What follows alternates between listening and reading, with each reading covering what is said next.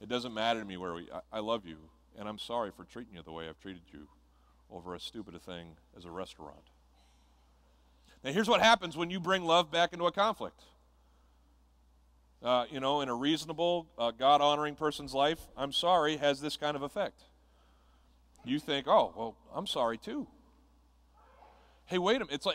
It's like the I'm sorry or the I love you kind of clears the fog, turns the computer screen back on, and you're like, oh yeah, this is my wife. I love her. Oh yeah. Oh, I'm sorry too. Here's my part in this mess. Let's try to figure it out together. That conflict ends when love returns. But someone has to love first. If someone doesn't love first, then the conflict continues. Some of you are in the middle of a conflict like that, and you're both waiting for the other person to love first. No. Love happens when someone decides to quit being in conflict and just love. And then the other person follows suit.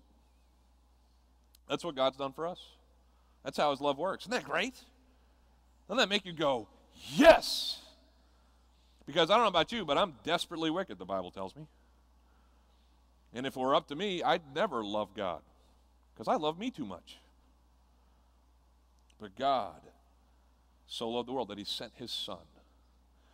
God demonstrated his love for us, and that while we were still sinners, Christ came and he died for us. God loved first.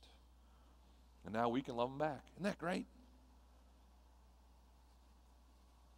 I think it is. His love instigates. His love annihilates. This is for all the men out there.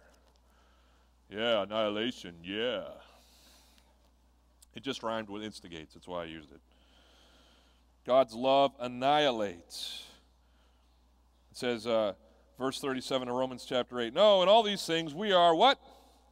More than conquerors. Through who? Him who loved us. All right, so we are more than conquerors through God. But what particular part of God or what element of God is making us the conquerors that we are, or more than conquerors? Because understand, when we says more than conquerors, we don't just win this game by a point. It's a blowout. But we are more than conquerors. And we are conquerors because of God's love. In 1 Corinthians, it talks about God's kind of love. It says it's patient, it's kind. It goes on and lists a whole bunch of things. And in the last verse, verse 7, it says, in that little run on love, it says, love never fails. God's love for us enables us to live life in such a way that we wield his love like an offensive weapon. You might be wondering, look at that verse again. It says, in all these things we are more than conquerors. You wonder what those things are? Let me read them to you. In Romans chapter 8, verse 35, it says this, what shall separate us from the love of Christ? Paul asks the question. It's rhetorical. The answer is nothing can separate us from the love of Christ. He goes on to throw out a list of things that people might be thinking could. He says, shall trouble or hardship or persecution or famine or nakedness or danger or sword? Paul kind of gets on a synonym, that word.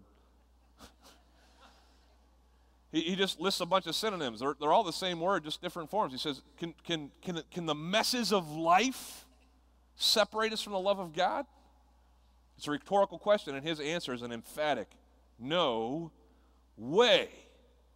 In fact, we are, in all of these things, we are more than conquerors because of God's love for us. Here's something that I find a lot of times, especially in men, is that we're fixers, and when we come to a problem in life, we want A, B, and C, and we want to go do it. Guys, you with me? Show me how to fix it. I'll get out my toolbox, and I'll make it happen. But there's some problems in life that don't have A, B, or C. You know what I'm talking about? You can't control what someone else does, for instance, or how they react, or what a rebellious kid does, or how the job market works. You can't go make that stuff happen. And I've talked to guys all the time in the present economy that we're in. They're feeling, the word they use is that I'm feeling less like a man. because I've always been able to do for my family, or always been able to do. Uh, I'm so sorry for those guys. I pray for them. We try to help them as a church the best we can. We should all, have everything in common and support each other through any kind of hard time we face. But I think every once in a while, just so we know, I think it's good to get to the point where we can't do something. Because that's what builds our faith. You see, the way this is supposed to work is that when we get to the end of ourselves, we should just be able to sustain life, keep going on God's love alone. Like, do you have anybody in your life that you're going through a dry patch, a bad spell, and they just come up to you and they just look at you, they give you a hug, and they say, hey man, I don't know what to say to you, I don't know how to help you, but just know that I love you. And in some weird, strange way, that actually helps. Has anybody got someone like that? My mom's someone like that. I went through a little dip just recently. I got discouraged. I don't have a whole lot of reason to be so, but it just happens every once in a while. And I was focusing on all the negatives in my life and didn't want to go to work and didn't want to smile and blah, blah, blah, blah. So my beautiful wife got on the phone, called my mom, and handed me the phone. All right. Hey, Mom. How you doing? And my mom, she's one of the people in the world that I can lie to. I can lie to a lot of people, just not my mom. That's a confession. Anyway, and so I just started telling my mom everything that was going on. And my mom did the best in that phone call. She lives in Illinois. We see each other twice a year. She did her best in that phone call to be an encourager and remind me of all the truth about, like I just told you, we're more than conquerors, But has anybody ever got the verses quoted to them and it didn't help? Yeah, I'm like, yeah, I know that one, Mom. I went to seminary. I didn't say that to her, but I knew all the verses. And so I got off the phone, slowly, God, by His grace, and through different things. I don't have time to explain them all. But He's pulled me out of that dip. I'm fine. But this morning, my mom wrote me an email. Can I read it to you? I'm going to. She said, Mark, you've been very close to my heart. So close since we last visited. I've begun to send off this email numerous times all week. And each time I found myself with very little to say. Until it finally dawned on me that God doesn't need me to say anything other than, I love you. More than you could ever know. And that even though we are both the world's worst communicators, which is funny because we both speak for a living,